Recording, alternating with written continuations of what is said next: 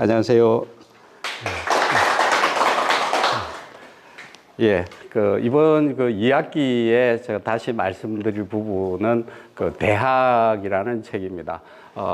아시다시피 여기 선생님들께서도 아마 대학은 여러 번 읽으셨고 또 잘 이해를 하고 계시리라 믿습니다. 그럼에도 불구하고 제가 이 대학을 선택을 한 이유는 제가 그동안 동양철학 공부를 하면서 이 대학에 대해서 좀 느낀 부분을 그것이 좀 새로운 게 있을지 모르지만은 그 부분을 말씀드리고자 해서 대학을 선택을 했고, 이미 대학의 저자와 중요 어떤 베이스 스토리는 1학기 때 말씀드린 바가 있습니다. 그래서 이번 2학기 때는 좀 본격적으로 대학의 가장 중요한 부분인 대학 경일장을 가지고 말씀드리고자 합니다.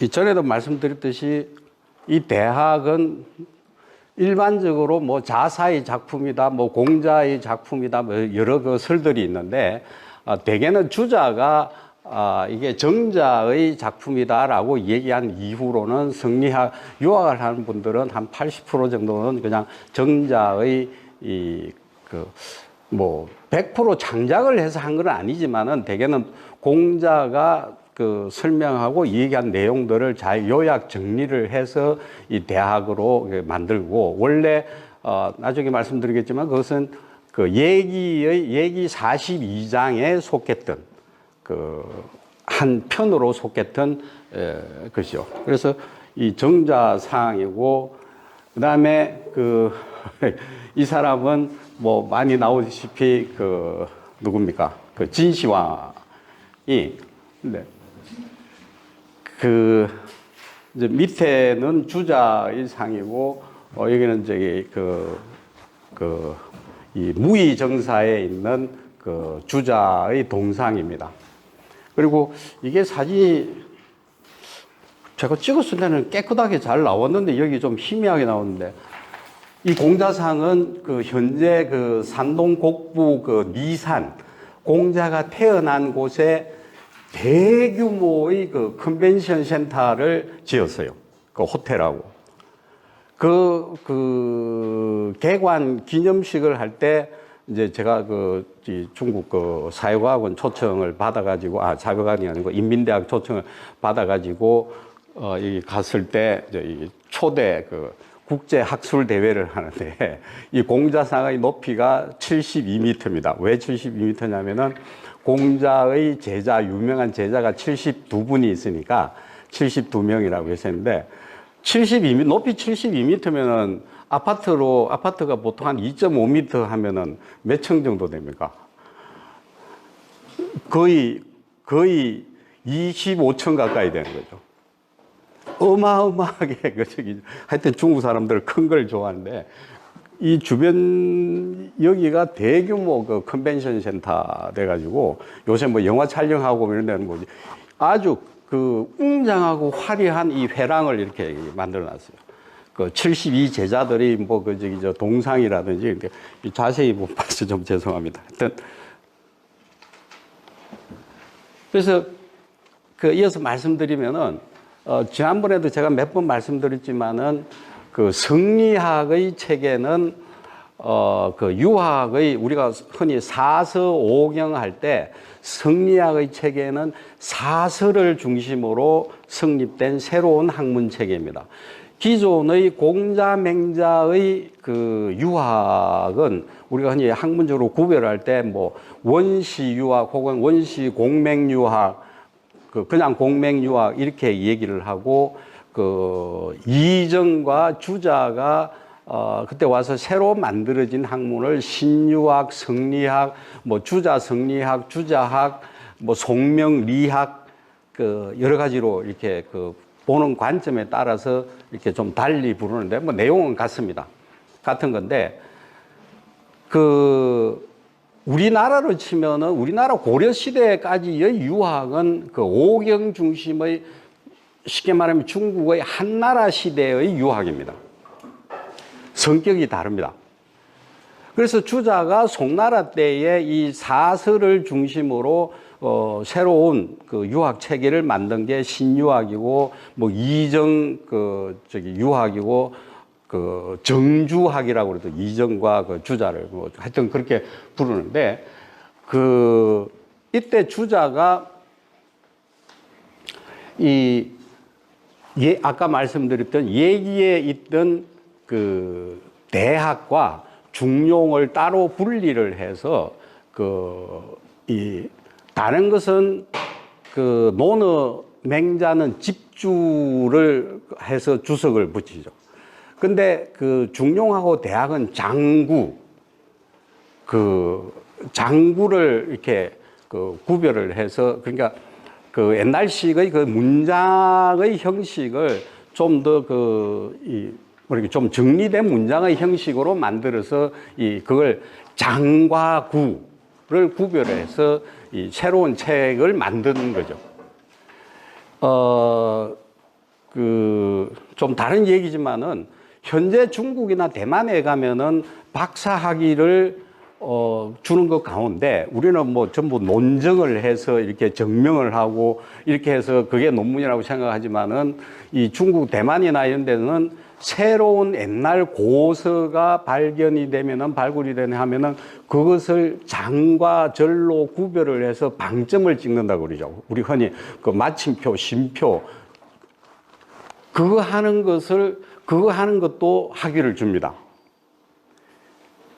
무슨 말씀인지 아시죠? 옛날에 한학을 공부하신 분들은 제가 한문을 처음에 배울 때, 뭐 고등학교 때는 좀 그래도 저희 세대가 한문 세대가 아닙니다. 그럼에도 불구하고 저는 이제 고등학교 때도 한문을 가르쳐서 굉장히 혜택을 많이 받았는데, 대학교 가가지고 제가 동양철학을 공부하겠다고 마음 먹고 이제 한문 선생님을 찾아가서 또 학교에서도 배웠지만은 이 한문을 배울 때는 이게 쭉 이어져 있잖아요, 문장이. 거기에 쉼표, 마침표, 따옴표 뭐 이런 거 없이. 그러니까 전혀 뭐 보기가 어렵죠. 그런데 옛날 한학을 하신 분은 뜻은 모르셔도 보고는 정확하게 이걸 끊어 읽기를 하시더라고요. 이제 그게 참 중요한 건데, 지금의 대부분의 이 한적들은 이 끊어 읽기로 다 되어 있고, 거의 이제 이 많은 부분에는 이제 주석서 같은 것들이 있는데, 어쨌든 이 사서에서 이 대학과 중용을 주자가 끊어내어서 따로 이 장구를 붙여서 책으로 만들어서 기존의 논어와 맹자를 합해서 사서 체계로 만든 거죠. 그러니까 이제 성리학에 오면은 학문이 오경 중심, 물론 오경도 하지만 오경보다는 사서 중심으로 이 성리학 체계가 만들어져요. 근데 저도 공부를 할 때 이제 유학 성리학을 공부하면서 주로 사서 중심으로, 왜냐면은 처음에 시작할 때는 이 오경은 어렵거든요. 시, 서, 역, 예기, 춘추 뭐 이런 보자면은 진짜 어렵습니다.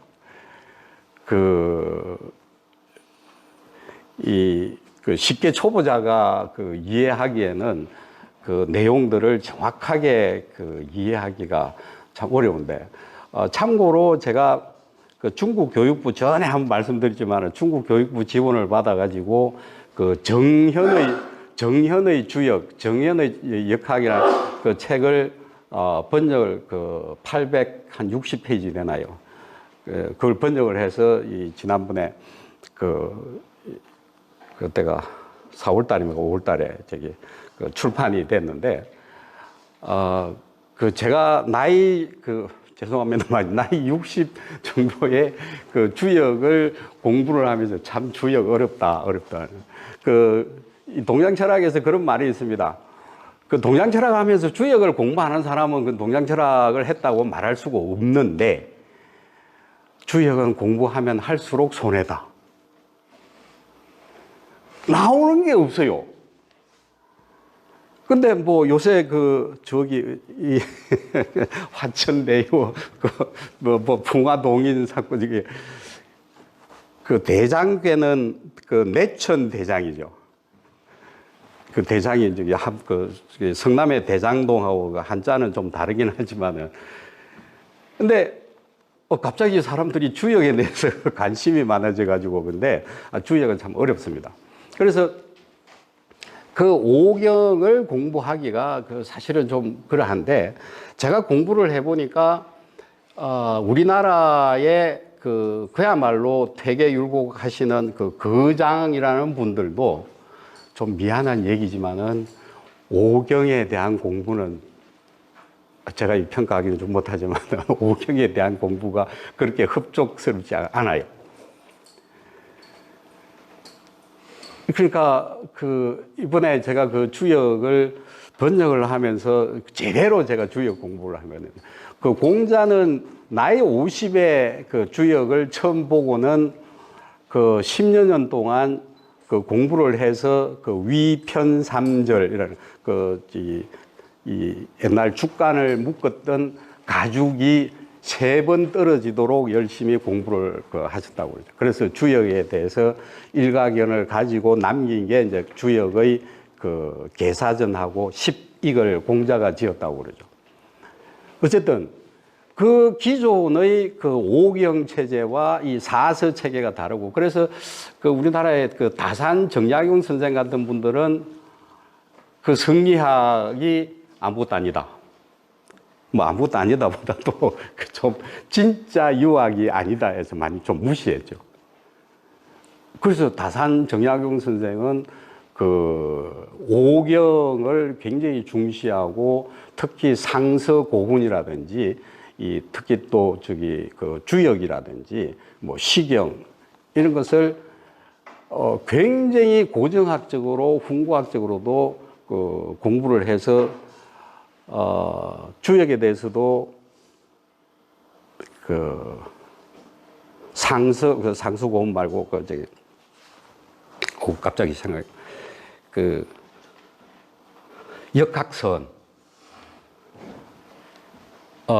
역학선은 이제 주역할 때 역학선, 일본 교토 대학에는 사또라는 우리나라 규장각에 와서 한 8년 동안 공부를 해서 한국말도 잘합니다. 그 양반이 하는 얘기가 다산의 역학선은 신의 영역이다. 근데 제가 한 내년 봄쯤에는 다산 역학선을 처음으로 번역을 해서 한번 내볼 생각입니다. 뭐 좀 무식하면 용감하다고 제가 한번 시도를 해 봤습니다. 근데 이제 그걸 했기 때문에 제가 정현의 주역을, 정현이라는 사람은 중국에서는 한나라 시대의 후한 시대 사람입니다. 아마 삼국지 마지막에 보면은 정현이라는 사람이 나옵니다. 하도 학식이 뛰어나고 하니까 이 원술인가 이게 자기 이 참모로 군중으로 군대 그걸로 부릅니다. 근데 가다가 핑계 대고 안 가고, 아프다 그러고 안 가고, 그래서 이제 그런데 정현의 역학이 이후에 당나라 공영달이라는 사람 나오기까지는 정현의 역학이 최고의, 그러니까 이전의 모든 주역의 이론을 총망라 정리했다라고 이제 보는데, 그것도 한나라 시대니까 굉장히 어렵습니다. 어쨌든 거기까지만 말씀드리고, 제가 가능하면은 여기 우리 향교의 책을 한 2권 기증을 하려고 생각을 했는데, 요새 출판사들도 어려워가지고 책을 저자한테 안 줘요. 저한테도 뭐 한 10% 깎아서 이렇게 10권을 이렇게 보냈는데 책값이 뭐 70만 원인가. 그러니까 어디 쉽게 기증을 하거나 뭐 이렇게 옛날처럼 그럴 수도 없어요. 가운데서 사서 가운데 이 대학은 차츰 중요성이 한나라 이후에 새로운 학문이 등장을 하면서 그 한나라가 그 대략 그 연도가 후한이 그 통일이 되는 게 그 AD 약 한 200년 좀 지나서 그 뒤에 그 삼국시대가 전개가 되고 그 삼국이 그 AD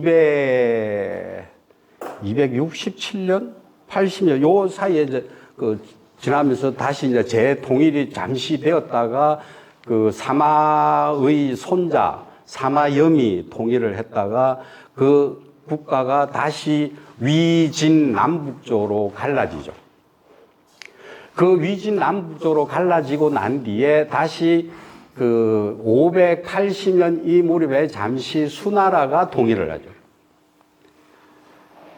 수나라가 통일을 하고 곧 고구려한테 깨져가지고 수나라가 망하죠. 그래서 그 600년대 들어가서 그 당나라가 들어서고 이 당나라가 이 척천무 시대가 당나라의 최고 전성기였어요. 척천무 시대가. 그게가 우리 고구려가 망하고 그 다음에 신라한테 밀려서 저 위로 쫓겨난 게 676년인가 그렇죠. 근데 그 676년 이후에 한반도는 이 신라로 통일이 되고 중국은 중국대로 당나라로 있다가 그 당나라가 척천무 이후에 이제 쇠퇴를 하다가 그게 송나라가 들어선 게 960년이거든요. 그러니까 700한 10몇 년부터 약 한 100여 년 동안에 중국은 5대 10국이라는 굉장히 혼란스러운 시대가 진행이 돼요. 그 이제 혼란스러운 시대를 평정을 하고 들어선 나라가 송나라인데 역사적으로 보면은 송나라가 중국의 역사에 제일 약했던 통일왕조예요. 지금 저기 신강이라든지 티벳이라든지 돌거리나 이런 데에서 맨날 쳐들어오면은 제발 쳐들어오지 마. 우리 원하는 대로 해줄게. 그래, 돈 주고, 하여튼, 온갖 공주를 달라 그러면 공주 시집 보내고, 그러니까. 그래, 겨우 유지하다가. 근데 또, 묘하게도 그 송나라가 문화적으로는 굉장히 제일 발달한 시대였어요. 문화적으로. 그러니까, 성리학이라든지 불교라든지 이런 것도 송나라 시대에 대대적으로 발전을 합니다. 어쨌든, 그렇게 되면서 이 송나라가 북송을 거쳐서 남송에 와서 주자가 이제 주자학으로 이렇게 정리를 했는데 정작 이 성리학을 정치적으로 이렇게 실용적으로 이용을 한 나라는 송나라가 아니고 아마 송나라가 왕안석의 신법보다는 이 성리학을 제대로 받아들여서 정책적 이념으로 썼으면은 송나라가 그렇게 일찍 망하지 않았을 수도 있어요. 근데 역사적으로 이 좀 다른 얘기지만은 중국이 약할 때 우리는 한반도는 행복했어요. 역사적으로. 앞으로도 제가 볼 때는 쭉 그럴 것입니다. 중국이 세면은 주변 나라들은 괴롭습니다. 늘 그랬습니다. 지금도 그렇죠, 좀. 어쨌든. 성리학을 제대로 이용을 한 나라는 아주 아이러니하게도 원나라였어요. 원나라. 원나라가 몽골이 세계적인 대제국을 건설을 해놓고 보니까 몽골이 뭐가 있어요. 자기네들이. 원래 그러잖아요. 국가를 건국하기는 쉽지만은, 그것도 쉬운 건 아니지만, 지키는 게 수성이 더 어렵다고 그러죠. 대개 쿠데타를 일으켜 놓고 실패하는 이유는 그 이후의 일을 준비를 못했거나 모자라서 쿠데타가 실패하는 거예요. 어쨌든, 원나라가 그나마 세계적인 대제국을 건설하고, 그렇게 명맥을 이 원나라가 한 200년 가까이 되나요? 그렇게 유지할 수 있었던 거는 이 성리학자들을 대거 영입을 합니다. 원나라가. 잘 생각해 보세요. 그 고려 말에 우리가 그 성리학을 수입을 할 때 어느 나라로부터 수입을 했어요? 원나라죠, 원나라. 원나라예요.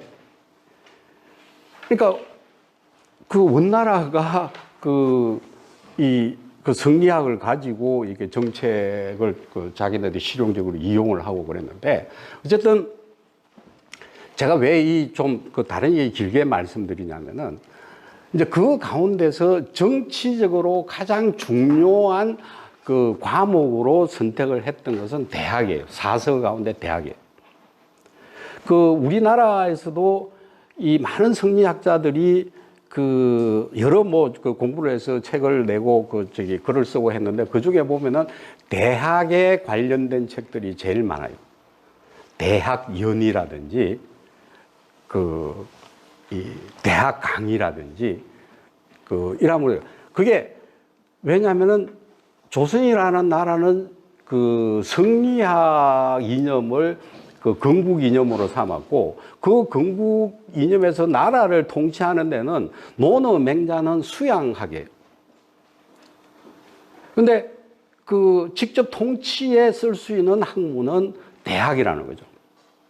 그래서 그 제왕학으로서 왕에게 왕으로서의 자격이나 왕으로서의 자질이라든지 왕의 어떤 통치관이나 통치 이념을 제대로 그 학자들 생각에는 가르치기 위해서 공부를 많이 해서 이렇게 써 올리고 바치고 한 게 이 대학 부분이에요. 특히 율곡 선생은 그 정조 때의 일성록에 그 기록된 그 경연일기에서, 그 책문 일기에서 77개의 그 책문 글이 있는데, 그 중에 그 율곡 선생께 22개가 그래요. 한 사람은. 그 엄청난 거죠, 사실은. 근데 그 내용들을 대개 보면은 대학의 기초에서 쓴 겁니다. 그래서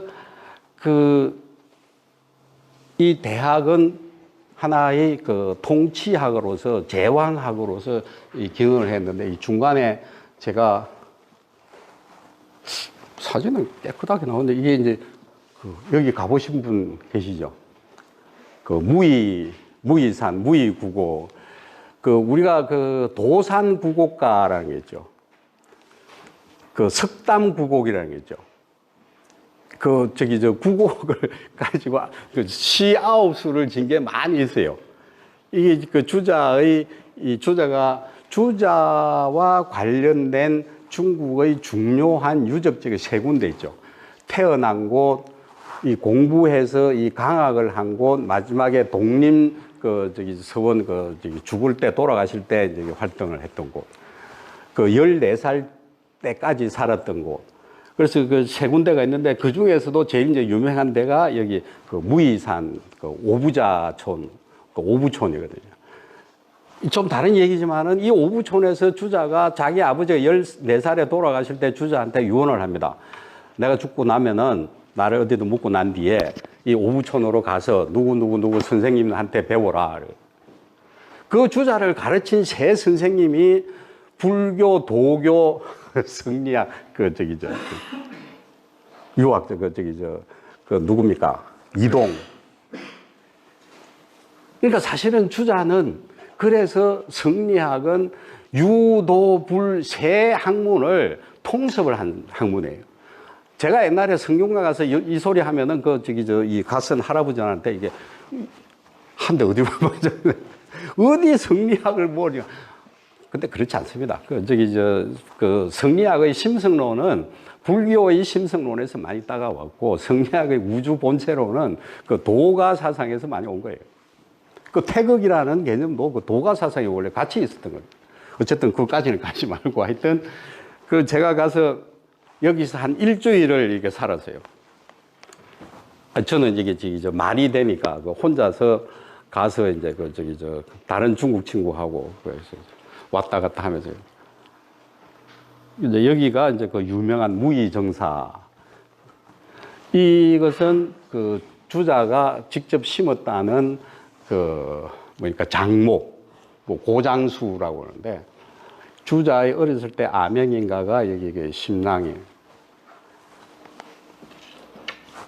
그래서 심계에서 태어난 아이라고 해서 이 우리나라 퇴계 선생도 이 계자를 많이 쓰는데 그 퇴계라는 지명이 그 중국의 어디입니까? 황산 뒤에 가면은 아주 그 벼루로 유명한 그 도시가 있어요. 퇴계라는.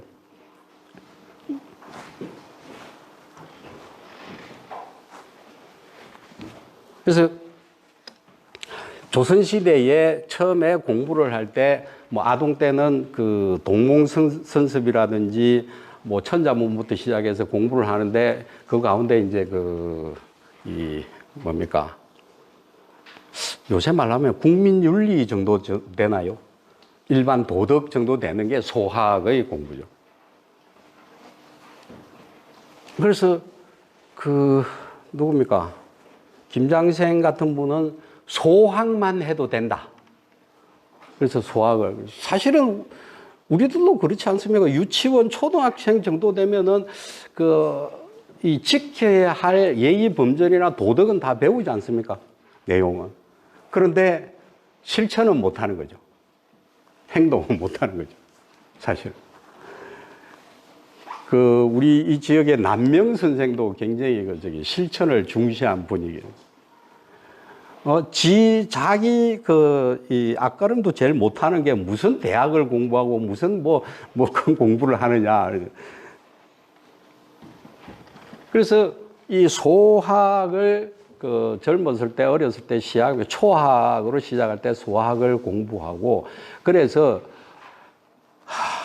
저도 요새 공부하면서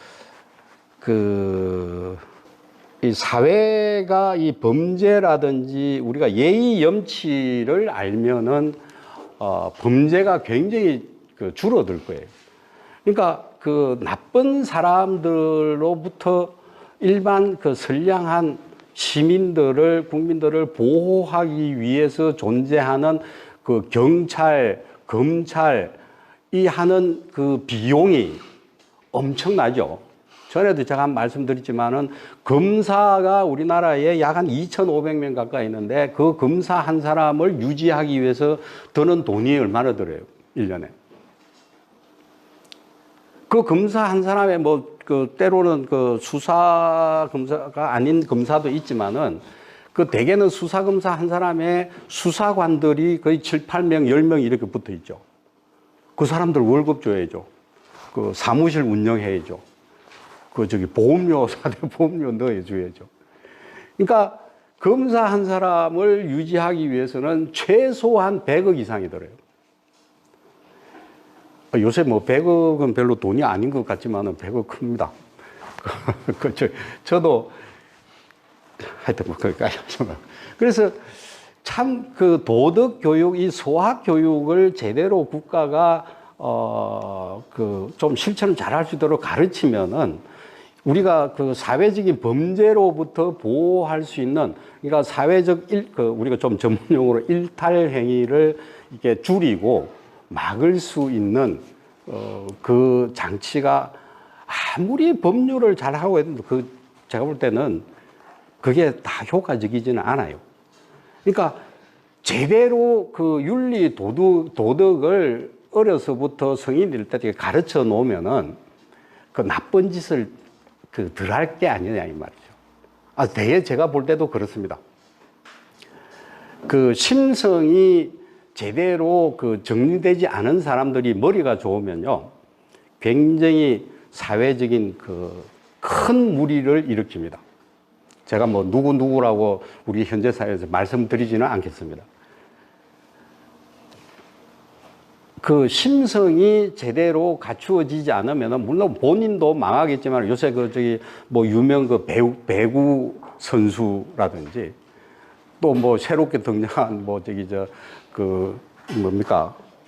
쇼트트랙 선수라든지, 제가 볼 때는 심성이 제대로 수양이 갖추어지지 않아서 그런 거예요.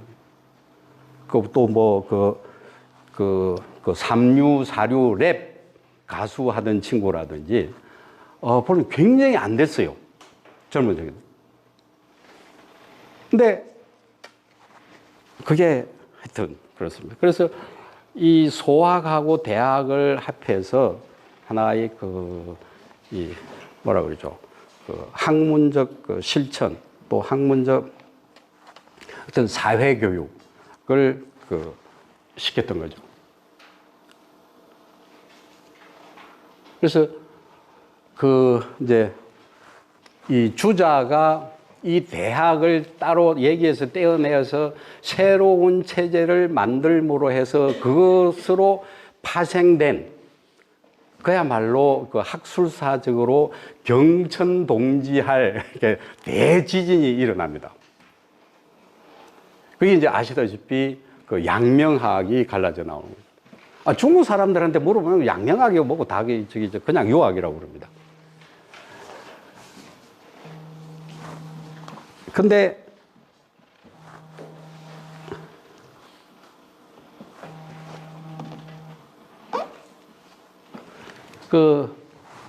이제 그 이유가 학문적으로 주자가 얘기에서 대학을 떼어내면서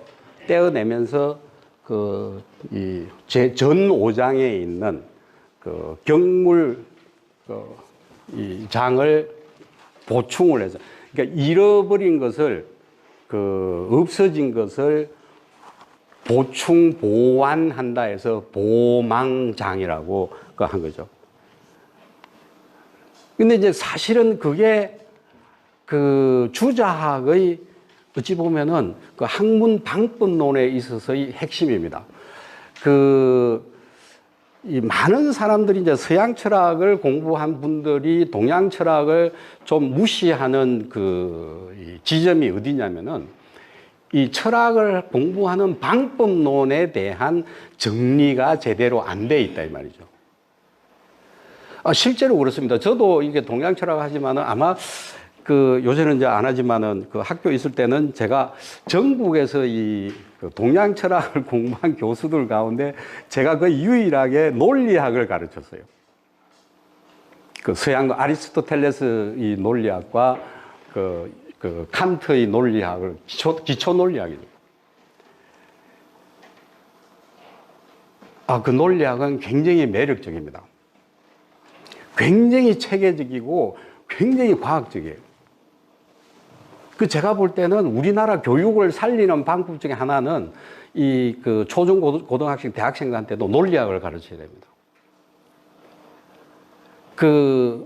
어쨌든 말 길게 하지 말고, 이 서양 철학을 공부한 서양 학자들도 마찬가지입니다.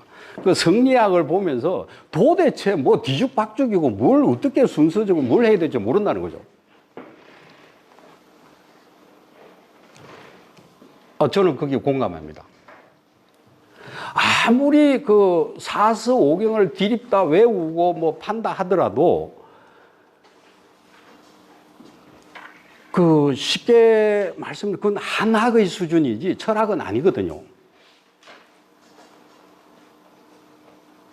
철학으로서의 동양학은 좀 달라요. 근데 철학으로서의 동양학이 가능하게 해준 게 주자의 이 보망장이에요. 철학으로서의 동양학이 가능하게. 동양학의 특징은 이 종합적이거든요. 제가 뭐 그게 다 100% 맞는 것은 아니겠지만은 서양학의 특징은 분석적이에요. 물리, 화학이나 이런 거 다 분석적이지 않습니까? 굉장히 분석적이에요. 이 동양학을 분석적인 방법으로 재정립해 준 사람이 사실은 주자예요. 핵심이 여기 보망장에 있어요. 그런데 양명이 볼 때는 원래 거기에 대학에 없었는데 네가 왜 독단적으로 끼어 넣어가지고 평지풍파를 만드냐 이 말이죠. 그럴 수도 있거든요. 왜냐하면 동양학은 옛날부터 지금까지 어떤 전거, 이 고전에 대한 근거가 있어야 되거든요. 요새 저도 뭐 논문 쓰면서 이게 써놓고 어디에 보면은 그 인용문 달아놓고 그걸 가지고 전거로 산 거죠. 그 전거가 없으면은 논문으로서 별로 가치를 안 쳐주거든요. 근데 가령 예를 들어서 서양의 그 역사를 바꾼 유명한 책들은 전거 없이 합니다. 물론 이게 뭐 전혀 없는 건 아니지만은 중요한 것은 자기가 창작하는 거죠.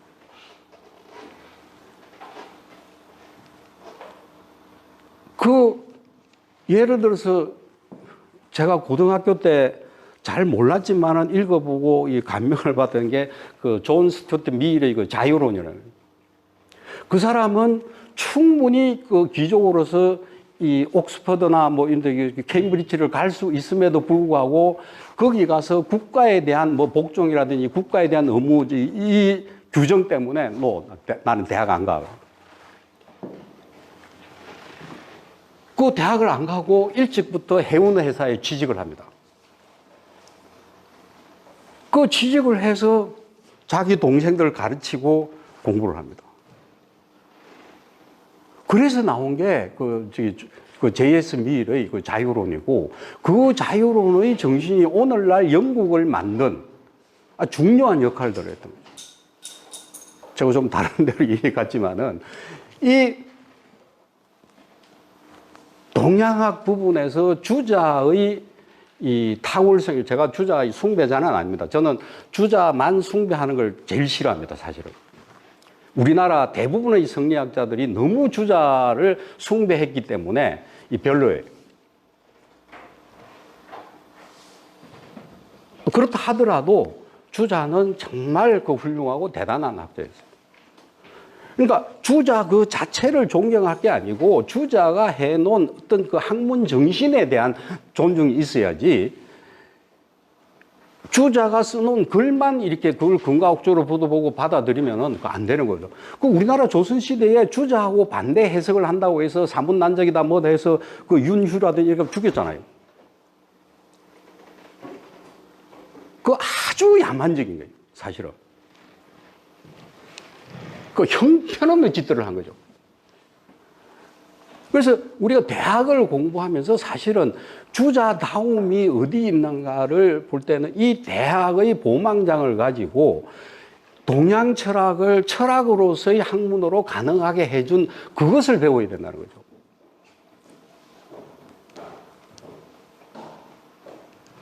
그게 뭐 최고의 근거옥조도 아니고 주자가 얘기한 그 내용들이 장애는 경물 취지가 서양학으로 치면은 하나의 방법론의 학문이거든요. 우리가 방법론 얘기할 때는 쉬워요. 귀납법이라든지 연역법이라든지 그런 게 방법론이거든요. 아니면은 크게 말씀하세요. 몇 번?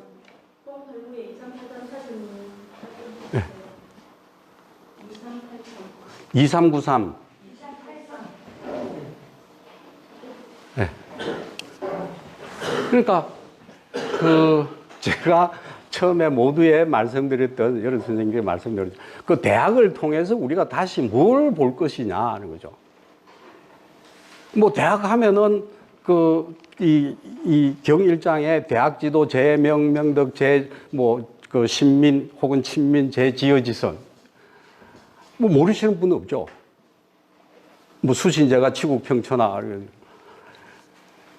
근데 정말 그것이 우리 이 시대에도 의미가 있으려면 우리가 무엇을 반해야 하느냐, 무엇을 보아야 하느냐, 제가 그 점을 말씀드리고 싶은 거고, 아마 뭐 여러 선생님들도 이해들을 잘 하고 계셨을 겁니다. 그래서 이 보망장을 만들어서 비로소 주자의 어떤 학문 체계가, 을개가 만들어집니다. 이제 거기에서 가장 이제 중요한 부분은 중화신설과 중화구설과 중화신설이 있는데, 공부의 방법에서 이 자기 관조를 하는 것과 실천을 한 것이 이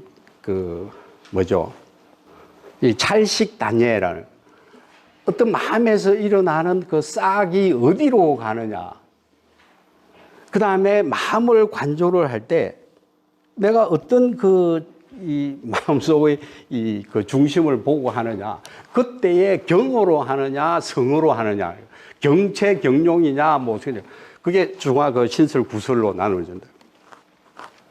그 주자의 학문의 체계가 이루어지는 가장 핵심적인 역할을 하게 된 게 주자가 여기서 얘기한 전 5장에서 그 보망장, 격치장에서 만들어서 진행이 된 거죠.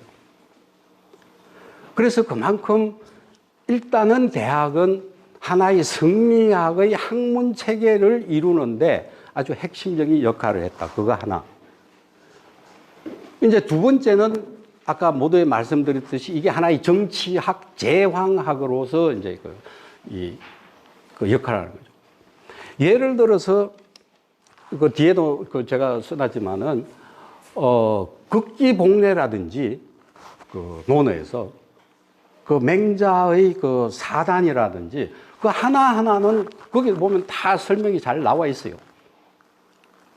근데 대학에서는 극기복례나 사단을 구체적인 그것을 깔고 구체적인 정치나 정치 행위나 행동에 들어가야 한다라고 설명을 합니다. 그러니까 차원이 좀 다르죠.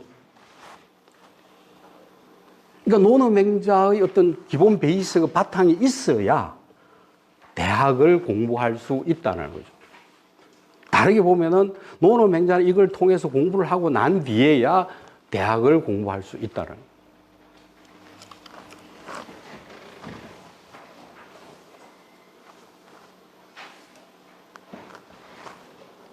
거죠. 앞에서 말씀드렸던 이게 하나는 뭐 다 설명하자면 시간이 많이 걸리기 때문에 이 양명학은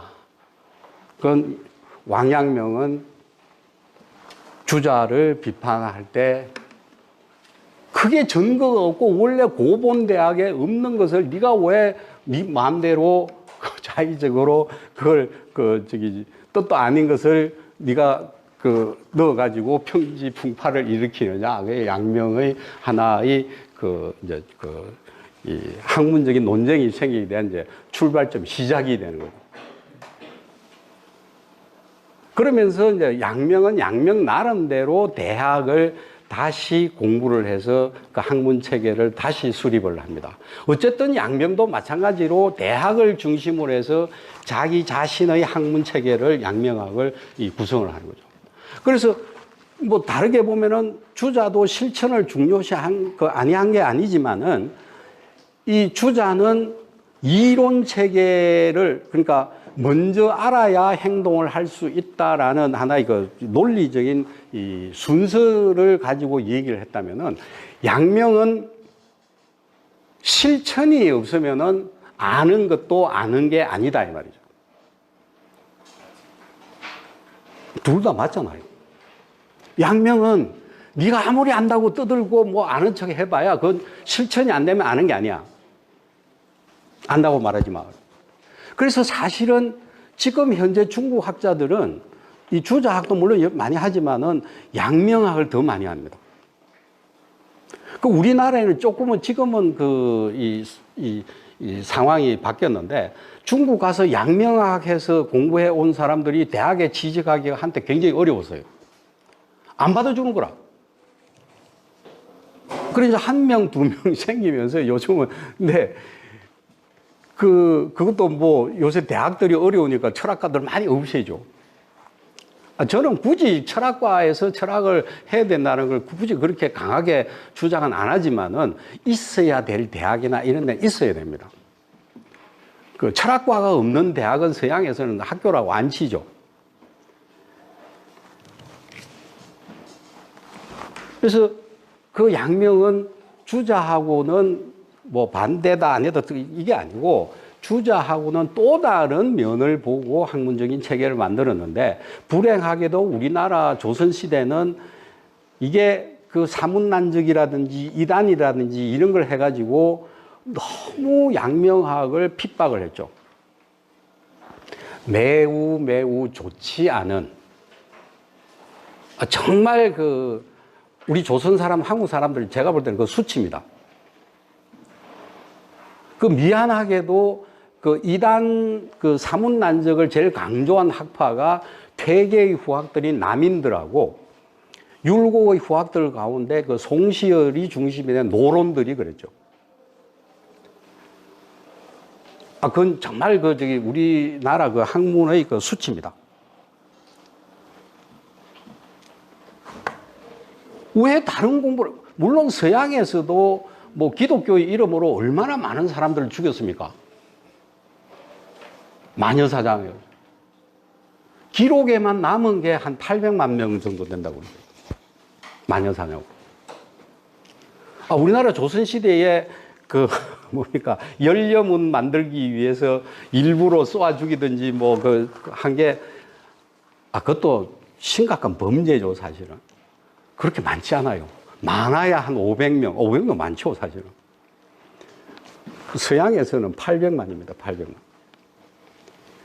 이제 그건 종교적인 이유고, 물론 종교적인 이유로 학문도 많이 억압을 했죠. 지금도 미국의 50개 주 가운데 약 한 20개 정도는 창조론을, 진화론을 안 가르칩니다. 창조론을 믿는다는 거. 그것도 참, 제가 볼 때는 그것도 좀 야만적이죠.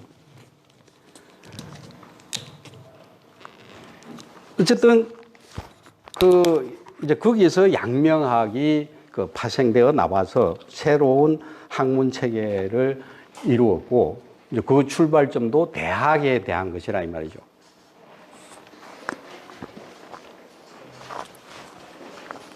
그래서 이 구절은 외우셔도 됩니다. 이걸. 몇 글자 안 되니까.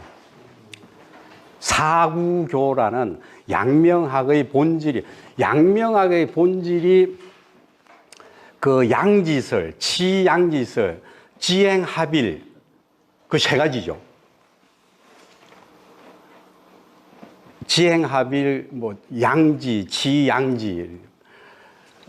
주자학은 성이죠, 성.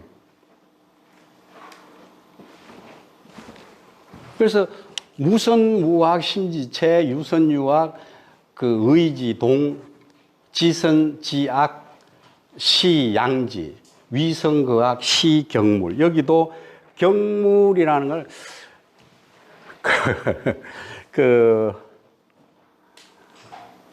서양 논리학에서 우리가 지식을 안다, 진리설이 진리. 결론을 도출해낸다, 혹은 어떤 지적 대상에 대한 완전한 이해. 이것을 경물이라 그러니까 좀 어렵잖아요. 요새 젊은 사람들, 학생들한테 그 경물과 그냥 서양 논리학에서 이해한 거예요. 용어가 일단은 좀 낯설어서 그런데, 근데 경물과 치지는 우리가 성의, 정심, 경물, 치지, 수신, 재가, 치국, 평천하, 8급, 8조목 아닙니까? 이게 제일 이제 처음 시작 중요한 게 경물과 치지거든요. 그 경물과 치지에 대한 것이 대학의 오장, 보망장이라 이 말이에요. 그 이전에 논어나 맹자에 경물, 치지 없잖아요. 그래서 이 네 가지가 양명학의 하나의 본질이고, 물론 다른 것도 많이 있고, 왕수인 자신이 장군이었어요. 실제로 반란군을 토벌하러 가서 공을 세우기도 하고, 전장에 나아가서 어느 날 용장의 깨달음, 용장지가 하는데, 용장이라는 곳에서 지명이죠. 거기 무덤 공동묘지 속에서 있다가 뭔가 호련히 깨달아가지고 이제 이걸 양명학을 창시를 했다고 그러죠. 그래서 이 앞에서 말씀드렸던 중용과 대학에 대해서는 주자가 장구를 붙여서 쭉 해설 설명을 하는 거죠. 장구를 붙여서. 잠깐만요. 우리가 50분에 10분 쉬고 그렇게 하고요. 제가 늘 하다 보면은 첫 시간은 1시간 풀로 60분을 하고 그 다음에 10분 쉬고 그 다음에 그 12시에 쨍 하는데 가만 보니까 일단 좀 쉬었다 하겠습니다.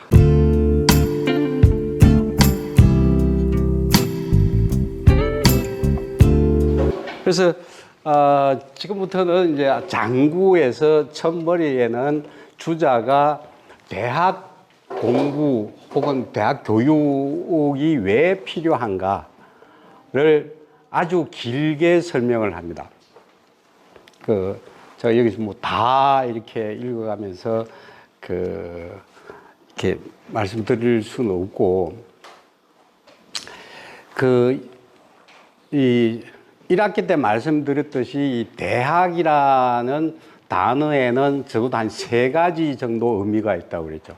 책 이름이기도 하고, 교육기관이기도 하고, 그 다음에 교육의 이 어떤 수준, 높이를 말하는 것이기도 하고, 그러니까 대인의 학문이라는 뜻으로 이제 우리 주로 뭐 당연히 뭐 책 이름이고 아는데, 대학이라는 것을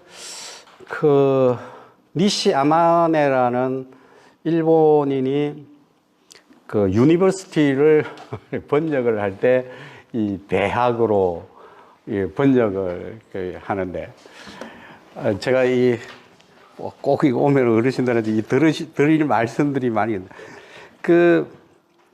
사실은 이게 언어 내지는 이 문자 언어도 하나의 권력이에요. 일본이 동아시아에서 가지고 있는 어떤 국가 권력이라는 게 우리가 무시 못할 그 중에 하나가, 우리는 뭐 경제력을 주로 중심으로 해서 보지만 사실은 그 경제력도 중요하지만 거기에 있는 이 문화적인 언어적인 권력도 대단합니다.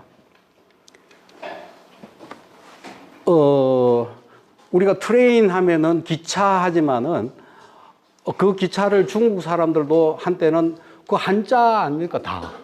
그 기차 하다가 이제 지금 중국 사람은 불화자 써서 화차라고, 호처라고 그러죠. 대부분의 용어들이 사실은 서양의 용어들을 번역을 할 때 일본 사람의 손으로 번역이 되어서 우리가 쓰고 있는 거죠. 그래서 일본식 용어들을 우리가 많이 없애자 하지만은 사실은 뭐 거의 대부분이 아니에요. 뭐 결혼이 아니고 혼인 뭐 이렇게 하지만은 이제 그거 말고 제가 이제 여러 가지 공부를 하다 보니까 어떤 기회가 있어가지고 서울에 태릉에 가면 봉선사라는 굉장히 큰 절이 있습니다. 이제 거기서 뭘 하느냐 하면은 언해불전, 세조가 죄를 많이 지었으니까 강경도감을 설치를 해서 불경을 은혜를 많이 합니다. 사서오경도 물론 훈민정음으로 재해석하는 거죠. 제가 왜 이 말씀을 드리냐면은 그때 은혜본으로 나온 거기에 있는 용어가 진짜 우리 민족의 용어라 이 말이에요. 500년, 600년 전에.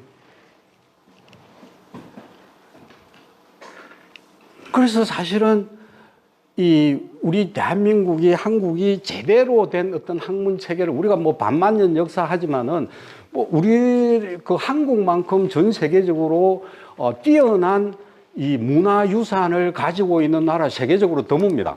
실제로는. 우리 한국 같은 작은 나라가 세계 기록문화유산 부분에서는 세계 톱이에요. 엑셀런트합니다. 훈민정음, 악학개범 이런 걸 비롯해서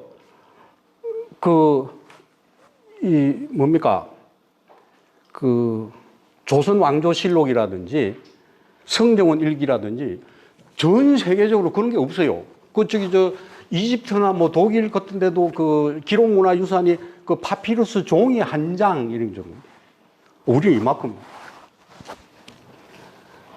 이제 그러한 이 문화유산을 정말 제대로 문자나 이 학문적으로 재정립을 좀 뭡니까? 이 순수함, 내지 어떤 순일함을 이렇게 갖추기 위해서는 사실은 그런 용어를 우리가 재정리하는 작업부터 굉장히 어렵습니다. 뭐 대부분 많은 사람은 그게 왜 필요해? 그럴 수도 있지만은 제가 이 시간에 한 말씀드리는 거는 우리나라도 프랑스나 이런 데처럼 번역청을 빨리 설치를 해야 됩니다. 번역청. 우리나라 번역청 비슷하게 고전 번역원이나 이런 데 있는데 대부분 제가 몇 번 전화를 해서 항의를 하다가 이제 요새는 잘 안 하는데 이 철학서들을 문학을 하거나 그분들을 무시하거나 뭐 그렇다는 게 결코 아니고 철학서들은 철학자들이 해야 됩니다. 역사서도 마찬가지죠. 근데 대부분을 한문을 하거나 뭐 다들 잘 아시겠지만 성백효 선생님 같은 분들이 한문 그 집이 성백효 선생님이 성수침 율곡하고 친구된 성혼의 후대거든요. 전통적인 한학자 집이신데 거기도 미안한 얘기지만은 논어나 뭐 이런 거 번역해 놓으신 거 보면은 가끔 뜻이 분명하지 않은 게 많이 있거든요. 근데 어쨌든 제가 재미있는 예를 하나 드릴게요. 불교 용어를 우리말로 번역을 할 때 불교 용어에서 비구, 비구니 하는 거지. 그죠? 또 니자니. 니자의 영향이 우리나라 어머니. 그죠? 아주머니. 이 니자에 들어가고요. 그러니까 불경이 산스크리트에서 한문으로 번역이 되고 그 한문을 가지고 또 다시 우리나라에서 언해로 번역했고 500년 전의 얘기거든요. 그때 500년 전에 쓰여졌던 기록된 거기에 있는 용어들이 순수 우리 조상님들이 쓰시던 용어라 이 말이에요. 그러면은 지금 우리가 쓰는 뭐 상상이니 추상이니 이런 개념들하고 거기에 쓰이는 얼굴 상 우리가 상이라는 게 뭐 이것도 하나의 상이죠. 상이라는 게 이것의 얼굴이라 이 말이에요. 이제 그러한 거를 했는데 제가 이 대학을 하다가 그 말씀을 갑자기 생각나서 이게 드리는데 우리의 학문도 그만큼 굉장히 민들비가 크고 넓고 할 일이 하여튼 많다는 얘기하고 이 대학은 과거에도 유니버시티 얘기하다가 제가 말했는데 이 대학이라는 교육기관이 다 있었죠. 주나라 때부터 있었죠. 그러니까 왕과 왕공지자와 일반 백성들 가운데 준수한 자들을 뽑아서 대학에 입학시켜서 대학 공부를 가르쳐서 나라를 경영하는데 인재로 선발을 쓴다.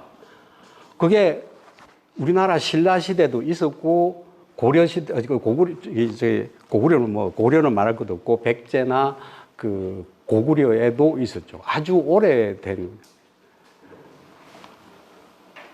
또 하나는 조선시대 성균관이 본래는 고려 말에 안향이 만든 교육기관이죠.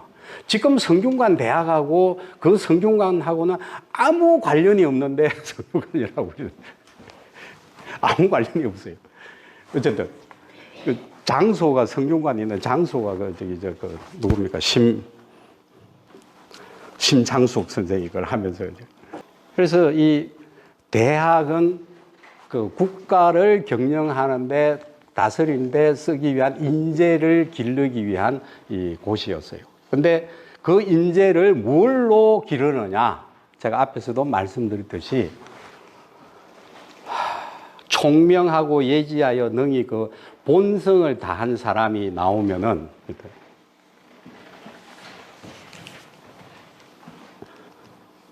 근데 총명하지 않아도 세상을 사는 데는 불편함이 없이 하는 게 그게 그 좋은 사회인데, 며칠 전에 아마 어르신들도 받은 분들 계시겠지만은 그 친구가 이 카톡 문자를 하나 보냈는데, 나이 78억 인구 가운데 65세까지 살 수 있는 사람은 7%밖에 안 된대요.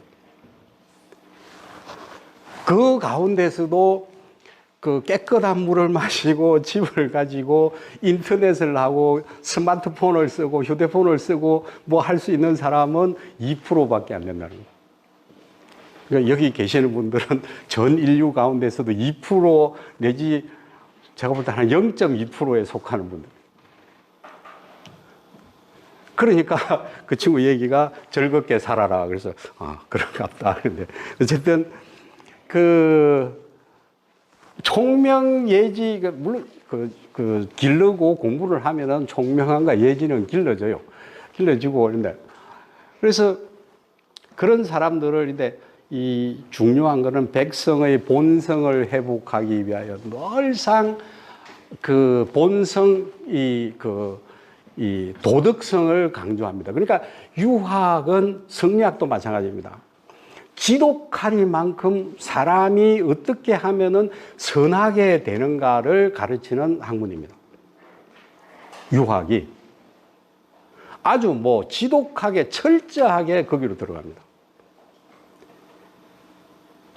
좀 이따가 이제 그 내용을 말씀드리기로 하고, 이 부분은 그 내용이 많아가지고 제가 하나 설명드리려고 그러면 이 시간 끝까지 다 해야 되기 때문에 교재를 자세히 한번 읽어보시되,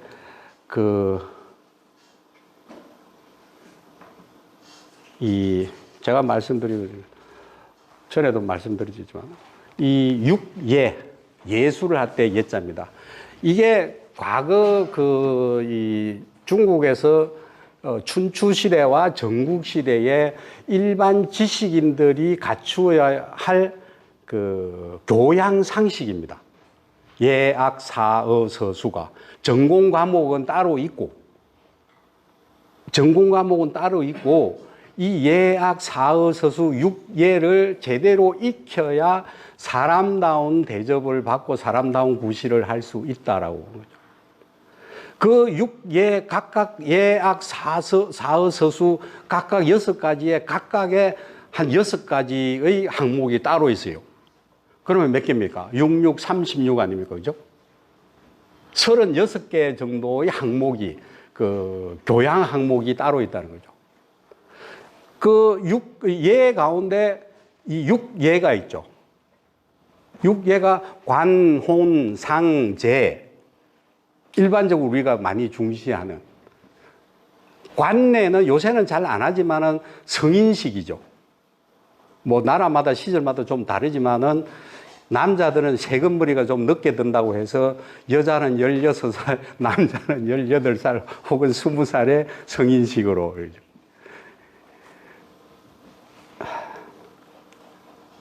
그 다음에 혼은 이제 혼례, 혼인. 상은 장례, 제는 제례, 제사 지내는 거죠. 우리가 지금은 많이 달라졌지만은 이 국민의 4대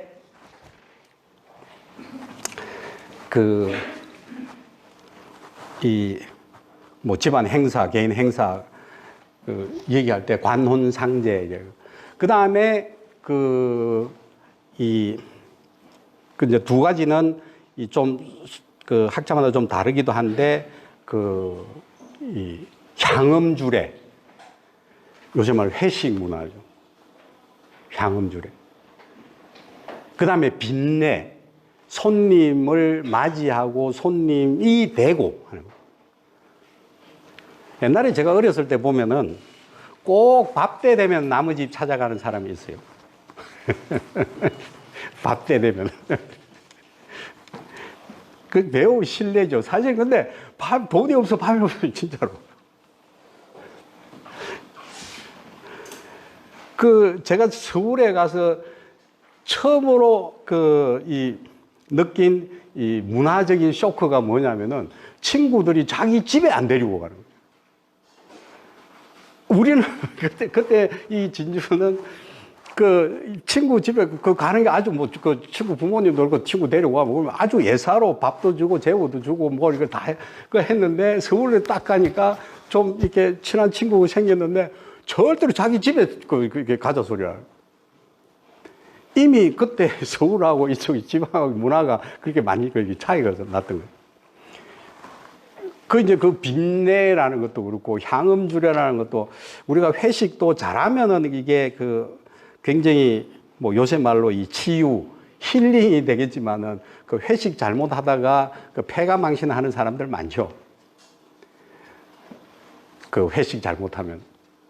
제가 고등학교 3학년 때 그 담임 선생님께서 하시는 말씀이 여러분들이 나중에 대학 가거든 술을 마시면은 이 미닫이 창문을 그 문을 사이에 두고 옆방에서 술을 마시면은 아, 저 사람들이 술 마시는구나 라는 것까지는 알게 하되 옆방 사람들이 저 사람들 술 마셨구나 그렇게 인식되도록 하면 안 된다라고. 아, 그 말씀이 최고 명언이에요. 제가 그 생활관 교훈에서도 상대가 노 하면은 절대 노 타치. 아, 그것도 제가 이 고등학교 때 배운 그 최고 그거예요. 그 상대가 노 하면은 절대 노 타치. 어쨌든 그게 이 예에서 그 관혼상제, 빈내, 향음주례 뭐 다른 데 어떤 데는 군내, 그 군인들은 군내도 들어가기도 하는데 하여튼 이 6가지 악은 뭐 그 음악의 그 크기, 종류, 대무, 소무 하는 거 저기 그 천자가 즐길 수 있는 이 음악, 뭐 제후가 즐길 수 있는 우리가 흔히 8일무 하잖아요. 8일. 그 48명이 노래하고 춤출 수 있는 그 규모를 즐기려고 그러면 천자만이 할 수 있는. 그 우리나라 조선시대 그 조선시대는 그래도 몇몇 여러 분야에서는 이 중국의 천자국에서 할 수 있는 예법을 많이 가졌었어요. 그 성균관에서 하는 그 석전제 같은 것도 그 조선만 고스란히 잘 그 순전하게 가지고 있다가 어떤 제가 딴 얘기 하지 말고 하여튼 그래서 이 예학 사어 서서 이 여기를 대학에서 가르치고 이 말이에요. 그러니까 대학의 요즘은 그 옛날에는 제까지만 해도 그 2년 동안 교양을 많이 가르쳤는데 요새는 점점 교양이 줄어들어요. 그러니까 4가지가 없는 인간들이 너무 많이 생기는 거예요. 4가지. 그 4가지가 뭡니까? 싸가지가 아니고 그 인의 예지가 없는 사람들이 너무 많이 생겨요. 그래서 이것을 대학에서 기본적으로 가르치고 그래서 그걸 토대로 해서 그 국가 경영을 그 하는 공부. 옛날에 이때에 미분적분이 있었을까요? 없었을까요? 이 시대에. 구장산술이라고 해서 이 시대도 미분적분이 있었어요. 그러니까 이 시대도 어떻게 보면은 수포자들은 수학을 포기한 사람들은 제대로 될 수가 없었을지도 몰라요. 근데 또 다른 얘기지만은 우리는 수학 교육을 더 강화해야 돼요. 수학. 산수 말고 수학. 그 논리학과 수학은 이 만학의 근본이에요. 그래서 이 뭐 나라가 망할 때는 이 대학의 기능이 제대로 되지 못한다. 한번 제가 그 원문하고 해석을 잘 붙여서 이렇게 그 교재 드렸으니까 그 시간을 내어서 몇 번 한번 읽어 보십시오. 그 다음에 이것도 대학을 읽는 방법도 인내심을 가지고 한번 꼭 몇 번 한번 읽어 보십시오. 여기 나오는 것처럼 논어와 맹자는 일에 따라 문답한 것이지만 그 요령을 알기 어려우나 오직 대학은 정자가 공자께서 이 사람의 학문을 연구한 대방 최고 전문가의 말을 조수로 한 것이고 또 정자의 문인이 전술하여 그 요지를 밝혔다. 논어와 맹자를 읽으면 쉽게 들어가게 되니 뒤의 공부가 비록 많기는 하나 대체가 이로써 이루어진다. 여기도 마찬가지. 맹자가 인의를 설명한 곳에는 다만 인의애로 나아가 도리를 설명했을 뿐이고 공자가 안연에게 걷기복례로 답안되는 걷기복례만 얘기했는데 대학은 이 모두를 통합해서 설명했다. 그걸 기본으로 아까 제가 말씀드렸듯이. 그 다음에 대학은 학문하는 강목 가장 기본적인 그 기준 근거 별이 기둥이 된 것이니까 먼저 대학을 읽고 강령을 세워서 정하면 다른 글들을 다 섞인 말들도 그 속에 다 대학을 읽어보면은 이 중요한 구절들은 논어 맹자나 기존의 어떤 경전들에 있는 중요한 구절들을 거의 그대로 여기 부분 들어가 있어요. 그걸 통해서 설명을 합니다. 그래서 대학을 통독하고 다른 것을 봐야 비로소 이 경물과 취지, 이 취지는 대상을 철저하게 인식함, 대충 아는 게 아니고 확실하고 분명하게 안다 이 말이죠. 그래서 이 성의와 정심의 일이고 뭐 수신의 일이고 제가 치국평천하 이렇게 그 순차적으로 이루어지되 종합적으로 이루어진다라고 설명합니다. 근데 이제 중요한 게 이겁니다. 그 대학 장구에서 뭐 대학은 공자가 남긴 말로 이제 이것도 뭐 그렇게 그 내용 그렇게 많지 않으니까 이제 이 경 1장에서 여기서부터 대학 지도 제명, 명덕, 제친민, 제신민, 제지어지성. 전에도 제가 말씀드렸지만은 사서오경이나 이 한적들의 한문도 기본적으로는 외국어입니다. 외국어잖아요. 우리 한글하고 다른 기본적으로 외국어인데 한때 우리가 이걸 우리말 국어처럼 우리 그 공용어로 썼을 때가 있으니까 이제 그 영향도 있지만은 대개는 이 훈을 붙이죠. 뭐 대학 지도난 명덕하고 제신민하고 제지어지선임이라 뭐 이렇게 하는데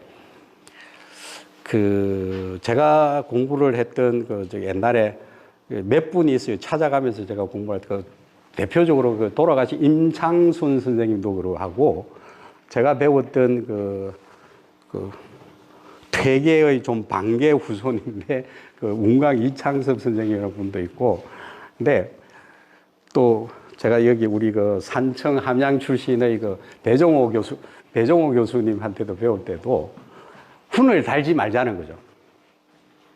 훈을 달지 말자는 거. 영어로 I am nice guy. 나는 멋있는 사람이야.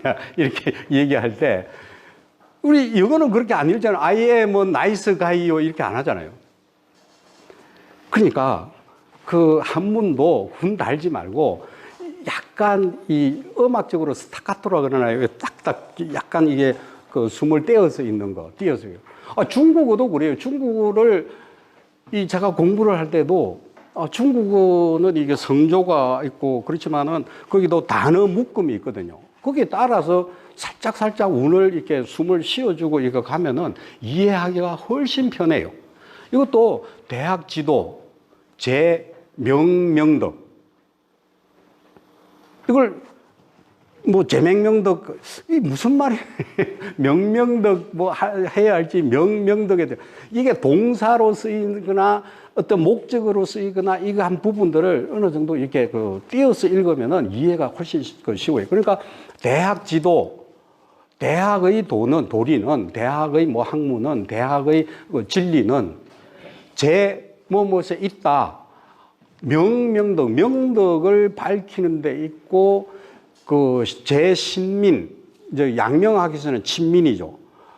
그 주자는 배운 사람들이 그 배운 것을 사회에 환원한다 생각하고 배우지 못한 아니면 후학들에게 자기가 배운 것을 가르쳐서 백성을, 시민을 새롭게 해준다.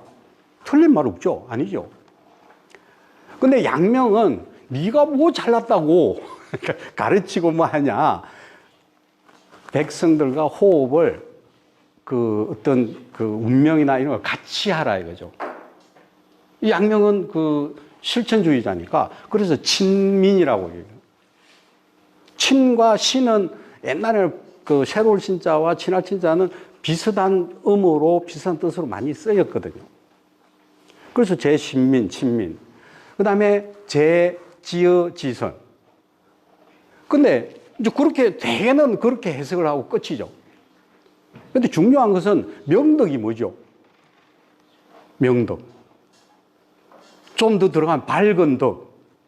그럼 밝은 덕은 구체적으로 뭐죠?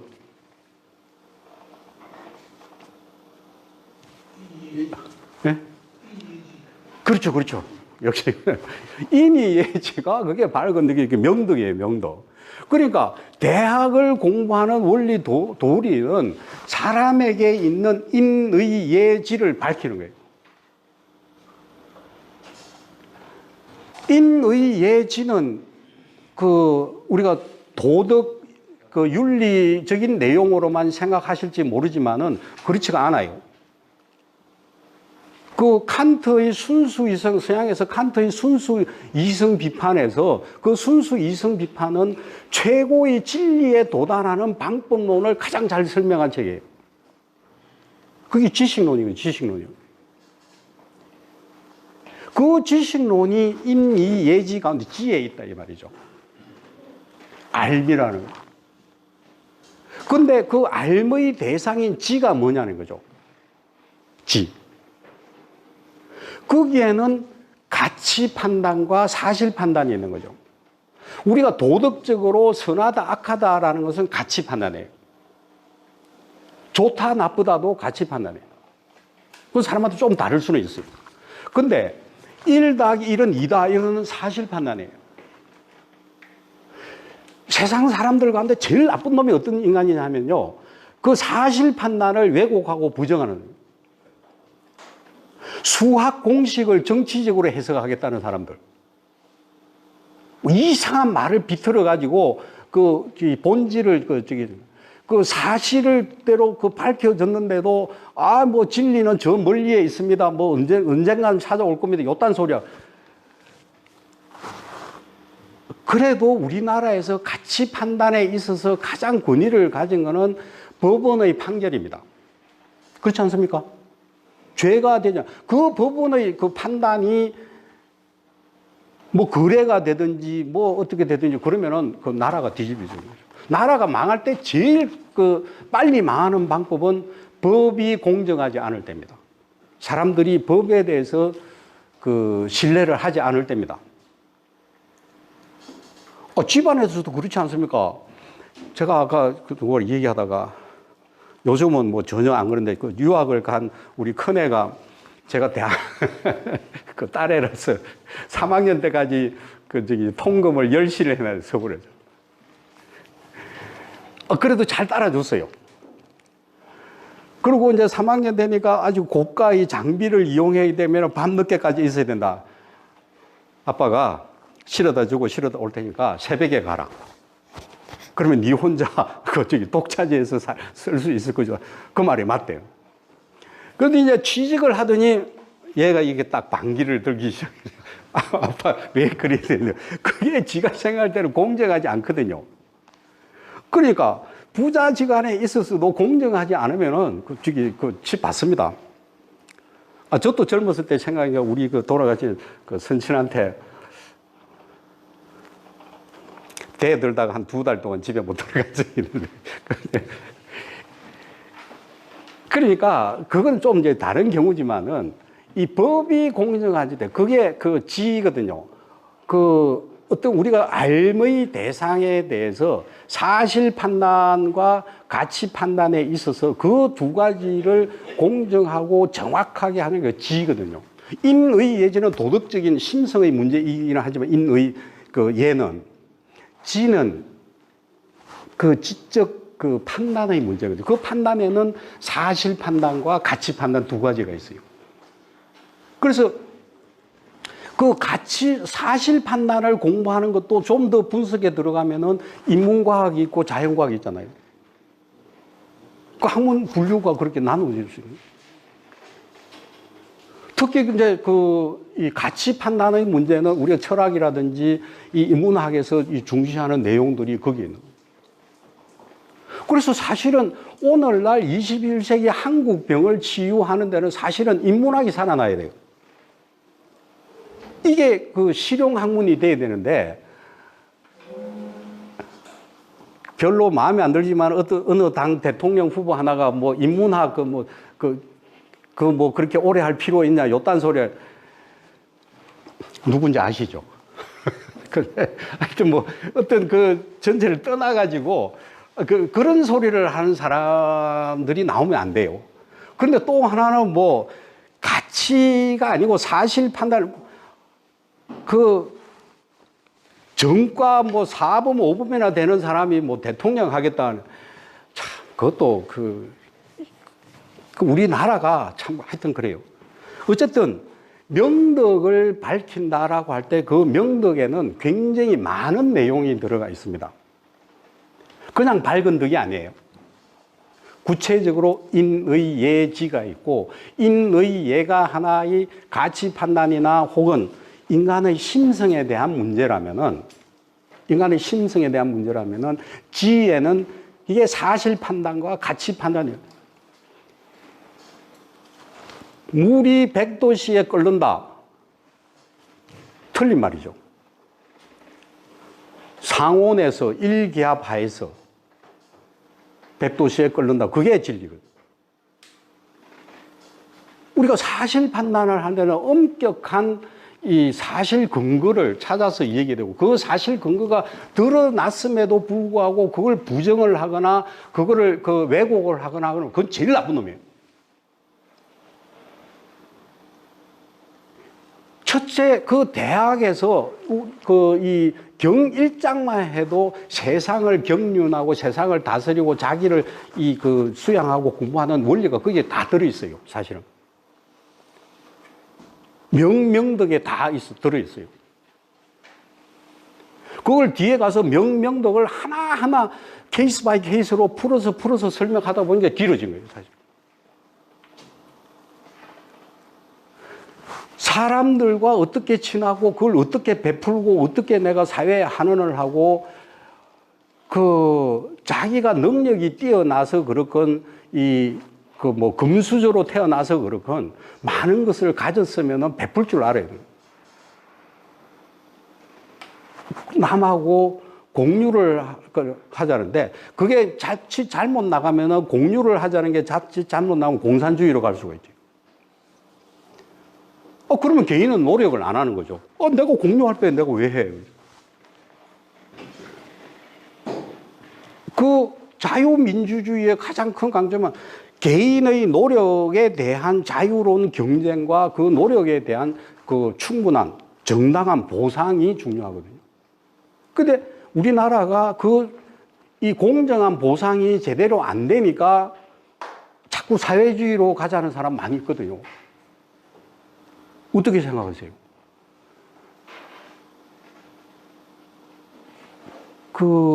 사회주의가 요새 중국을 보면은 굉장히 위태히 불안하죠. 대만 사람들은 불안한 게 대만이 일국양제로 이렇게 인정을 하게 되면은 대만이 홍콩처럼 될까 불안해요. 홍콩 사람들은 대륙 사람들처럼 될까봐 불안해요. 대륙 사람들, 중국 사람들. 북한처럼 될까 두려워. 근데 요새 우리나라 이상한 사람들이 뭐 중국 쪽으로 기울어지는. 저도 중국 돈을 벌고 중국에 많이 하지만은, 아닌 것은 아닌 것이죠. 어쨌든. 이 명덕을 밝힌다라 할 때 명덕에는 대학의 거의 대부분의 내용이 사실은 이 두 글자에 속해져 있어요. 그것을 하나하나 풀어서 자꾸 이제 하다 보니까 이 길어진 건데, 그래서 명덕을 밝혀서 신민을 하든 친민을 하든 사회에 봉사해야 된다는 거죠. 제가 전에도 한 말씀 드렸는지 모르지만은 우리나라 뭐 1등 기업이 삼성이라 하지만은 저는 제가 고등학교 때 서울에 올라가면은 나는 그 용인 자연농원이나 그 에버랜드 안 간다고 그랬어요. 왜? 아시는 분 아시겠지만 그걸 만들 때 삼성이 굉장히 좋지 않은 일을 많이 했어요.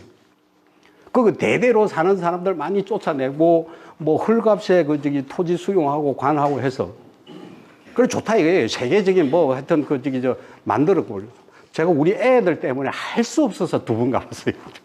거기요. 아 정말입니다. 할 수 없는데 2번 가봤는데 뭐 잘 만들어 놓긴 잘 만들어 놨어요. 그런데 그 삼성이 이 후계자 승계를 할 때 한 1조 정도 그 세금 내면 안 될까요? 꼴랑 250억인가 내고 그 저기 저 하려고 하다가 그거 안 가네요. 국가 망신시키고 자기네들도 그 저기 그 온갖 그 망신 당하고. 제가 좀 신민의 얘기를 크게 말씀드려서 그런데 그게 신민입니다. 그 염치가 있어야죠. 그 다음에 그 지어지선이라는 것은 그 호연지기라는 말씀, 그 얘기 아시죠? 호연지기. 그 호연지기가 그 학생들한테 제가 꼭 그 과목 되면은 시험에서 호연지기가 뭔지 20글자 이내로 써라. 혹시 아십니까? 호연지기. 쉽게 말씀드리면은 제가 그걸 찾기 위해서 그 말을 하기 위해서 무지하게 며칠을 고생을 해서 제가 그거 만들었어요. 제가 말씀드리고 난 뒤에 언제든지 쓰셔도 됩니다. 나는 정의롭게 진리를 실천하고 살 수 있다는 강력한 자신감이에요. 그게 호연지기예요.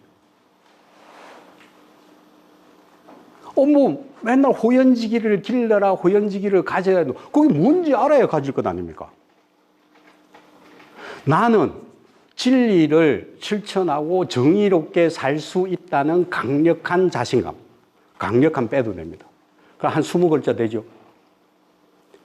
나는 빼도 됩니다. 그게 호연지기예요. 그 맹자가 그냥 맹자가 아니에요. 사실은. 그 엄청난 거예요. 그래서 맹자가 그러죠. 이후에 뭐 성인이 다시 태어나더라도 내 말을 바꿀 수가 없다. 그 얼마나 센 자신감이에요. 그 양해왕하고 대화를 하면서 네가 뭘 잘하냐. 나는 뭐 말을 잘 알고 뭘 알고 그다음에 호연지기를 잘 기릅니다. 그 말 잘 기른다는 건 뭐냐. 남의 말을 들으면 저 사람 마음 상태가 어떤지를 압니다. 그렇잖아요. 한 몇 번 얘기해 보면 그 사람의 마음 상태나 생각이 어딘지 알아요. 근데 잘 알기 어렵죠. 그래서 그거 좋다. 그러면 호연지기는 뭔데? 그 맹자가 맹랑합니다. 그 딱 시작에 난언냐 그러죠. 말하기 어렵다 이렇게 많이 해석하는 건 엉터리 해석이고, 말하기 어렵다, 어려운 말이다, 뭐 그것도 어려운 말이다, 이건 좀 비슷하다. 쉽게 말하면 왕한테 이 말이 굉장히 어려우니까 잘 들어 이 말이에요. 그게 그 맹자가 그런 사람이에요. 그러니까 이 호연지기는 굉장히 이 말하기 어렵지만은 내가 잘 설명할 때는 잘 들어. 그것을 이렇게 쭉 설명을 하죠. 그것을 우리나라 율곡 선생이 다시 재설명을 합니다. 그 기는 지대지강하고 지극히 크고 지극히 굳세고 하늘에 가득 차서 그것을 잘 지키고 수양을 하면은 뭐 성인이 될 수 있다. 그래 놓고 율곡 선생도 딱 뒤에 한 말씀 더 붙이죠. 성인 복귀 아흔 불파 그죠. 성인이 다시 태어나더라도 내 말을 부정할 수, 엎을 수 없다. 그 정도의 자신감을 가져야 되는 거예요. 제가 왜 이 호연지기를 말씀드리냐 하면은, 지어지선이 그러한 호연지기를 늘 한시도 놓치지 않고 잃어버리지 않고 계속 가지고 있으라 이 말이에요. 우리가 아마 여러 선생님들도 마찬가지실 거예요. 저도 특히 마찬가지예요. 어느 때는 굉장히 자신감 있고 굉장히 뭘 잘할 것 같고 잘 알 것 같고 그래서 이렇게 의기양양하다가 흐트러질 때가 많죠. 사소한데 괜히 화를 내거나 의기소침하거나 뭐 하거나 일들이 많이 있죠. 그래서 성인의 이 최고 경지가 이 명덕을 제대로 완전하게 이해하고 밝혀서 실천하고 그것을 남에게도 같이 베풀고 하는 그 상황을 한시도 1분 1초라도 잃어버리지 말고 계속 유지해서 가지고 있으라. 그게 뭐죠? 바로 성인입니다. 바로 성인입니다. 절에 가서 옛날에 벽암농이나 고성들, 스님들 이렇게 도를 통한 분들 이렇게 보면은 말은 그렇게 하시죠. 도를 통해서 도를 통한 것이 늘 최고 경지로 이렇게 유지하고. 옛날에 성철 스님 젊었을 때 배로 갔다가 절을 3,000번 하라 그래서 저는 포기를 하고 내려온 적이 있는데 3,000번 하려고 그러면 밤새도록 해야 돼요. 근데 어떤 성철 스님한테 이 머리를 깎은 친구가 있는데 그 친구가 뉴욕에 포교를 하러 갔다가 묘령의 여인을 만나가지고 파괴를 하고 다시 이제 환속을 해서 이렇게 막걸리도 잘 마시고 있는데 충분히 가능하죠. 근데 하여튼 이 지어지선이 지선, 옛날에는 학교에서 출석을 부르다 보면은 여학생 이름에서 지선이 많았어요. 그죠? 굉장히 좋은 이름이에요, 지선. 지극하게 착하다, 지극한 선이다, 이렇게 할 수 있는데, 최고 경지의 선함. 여기에 이제 머물러. 이게 대략적인 경일장의 내용인데,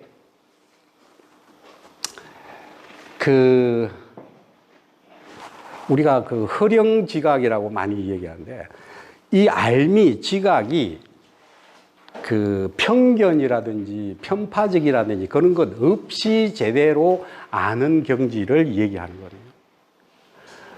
거예요. 사람이 제일 무서운 것은요, 마음속에 편견이 있는 거예요.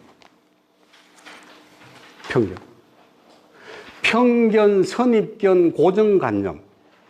이런 게 인류의 혹은 개인에게 있어서도 적입니다. 사회의 적입니다. 우리가 흔히 경상도 사람 어떻다, 전라도 사람 어떻다 하는 것도 하나의 편견입니다. 전에 한 말씀드렸지만은 이 아주 나쁜 개가 2마리가 있는데 뭐죠? 편견, 선입견입니다. 나쁜 개를 잡는 좋은 견이 하나 더 있어요. 뭘까요? 백문이 불여일견. 실제로 보고 실제로 검증을 해보면 아닌데 남의 얘기나 듣고 남의 소문만 듣고 그냥 막무가내로 제일 골치 아픈 사람. 우리가 어떤 정치적인 편견이라든지 이 편견이 없도록 하는 것도 이 명덕을 밝히는 중요한 하나의 부분입니다.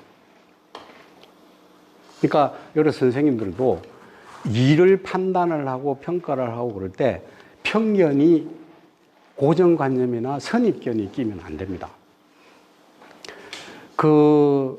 제가 석사 논문을 썼던 대상이 잘 안 하는데 후한 초기에 왕충이라는 분이 있습니다.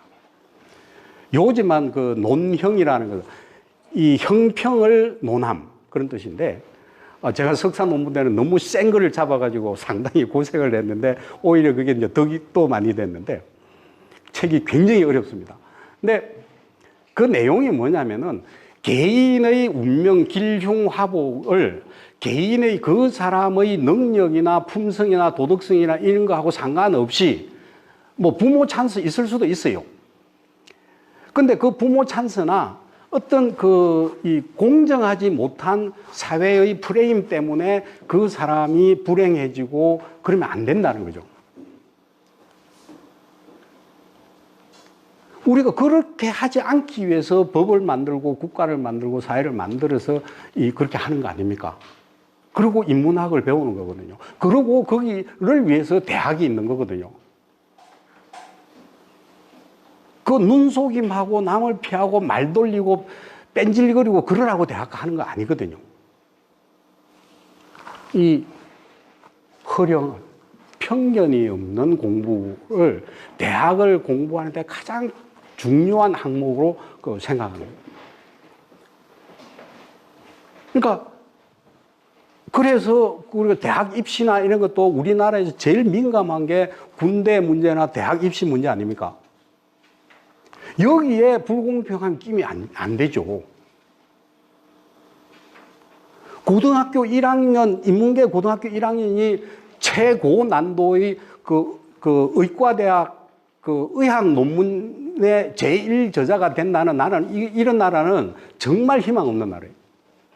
논문을 써보신 분들은 알아요. 그 교수 밑에서 제1저자가 되기 위해서 의과대학을 졸업하고 석사 박사를 마치고 그 몇 년 동안 연구를 했는데 그 사람 이름 빼고 그 친구 딸이라고 해서 고등학교 1학년을 제1저자로 올려준다. 그 말이 안 돼요. 굉장히 심각한 범죄임에도 불구하고 뭐 그럴 수 있지. 이건 병든 나라예요. 다른 거는 다 용서할 수 있을지 모르지만은 그건 안 돼요. 거기에 참여했던 그 박사 의사들 그 사람들은 그 제1 저자가 되면은 대학 교수가 되거나 다른 연구소에 정식 그걸로 연구원 이런 거 취직을 할 수도 있는데 그걸 버리고 고등학교 1학년한테 준다. 공정하지 않은 거예요. 너무 공정하지 않은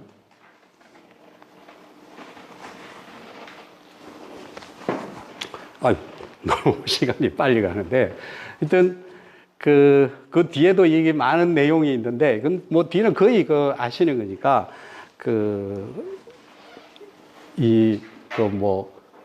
능정, 안여, 덕 하는 내용도 교재들을 한번 읽어보시고, 대학의 본질은, 일단 여기 제1장 여기에 있고, 다시 정리해 드리면은 주자는 대학을 통해서 새로운 학문 체계를 만듭니다. 그건 굉장히 창조적이고, 두 번째로 그 대학에 들어있는 중요한 내용은 사서가 가지고 있는 인문학의 총 결산이 이 대학에 들어요. 그 가운데서도 가장 학문하는 자세로 중요한 것은 편견을 가지지 말고 올바른 판단을 하시라. 그게 주자가 대학을 통해서 던져준 이야기입니다. 오늘 얘기는 이것으로 또 마치겠습니다. 또 다음 만날 때까지 건강하시고 또 다시 뵙기를 원합니다. 고맙습니다.